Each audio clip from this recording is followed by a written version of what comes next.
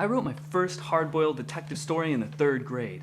Back then, I spent most of my time creeping around in the bushes behind my house, playing detective and spying on my family, turning my boring old normal life into a fantastic adventure story.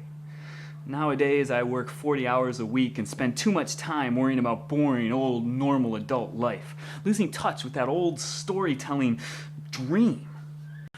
Welcome to the special video edition of my deceptively simple interview feature, 5 Easy Questions. This week, novelist Paul Malmont stops by as part of the world's first podcast junket, visiting all the webby book sites he could find. We're exploring his new novel, A Chinatown Death Cloud Peril, a book that sends famous pulp fiction authors crashing through fantastic adventures. The whole conversation took place at Rocket Ship Comics, Brooklyn's loving home for superheroes. Today, novelist Paul Malmont will tell us how to get back that storytelling dream and chase it and find time to finish our novels despite our busy lives.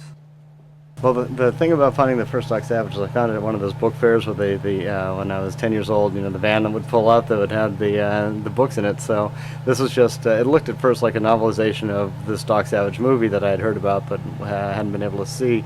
But I picked it up and it was actually Doc Savage #1, the Bantam reprint. And I took it home and I started reading it and I was like, oh, this is pretty cool, but it doesn't seem like a movie adaptation. And my dad was like, wow, Doc Savage, I used to read those when I was a kid. There's a whole bunch of those. So then I finished that one real quick, and then the Bantam reprints were coming out so I could find them at yard sales and wherever. So all that summer and the next summer, and then my parents gave me the Shadow on vinyl, the Orson Welles versions, and so the whole thing kind of came together from there. But I distinctly remember I can remember the wall that I found that first Doc Savage on.